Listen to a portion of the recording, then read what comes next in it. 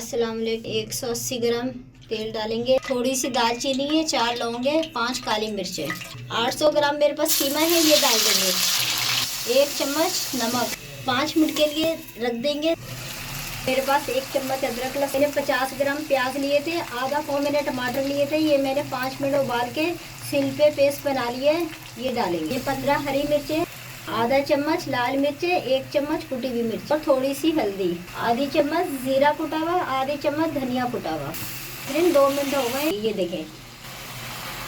हमने 1 किलो पालक ली थी, उसमें से आधा किलो निकली है। मुझे 2 मिनट हो गए पकाते हुए कीमे के साथ पालक। 5 से 6 मिनट के लिए पकने के लिए देखें। 120 ग्राम दही है, ये डालें। 5 मिनट हो गए हमें दही डाल के पकाते हुए, मतलब आधी चम्मच से भी कम, चौथा हिस्सा गरम मसाले और चौथा हिस्सा काली मिर्च, ये डालें। मेरी वीडियो अच्छी लगे सब्सक्राइब कीजिएगा, शेयर कीजिएगा, लाइक कीजिएगा। अल्लाह हाफिज।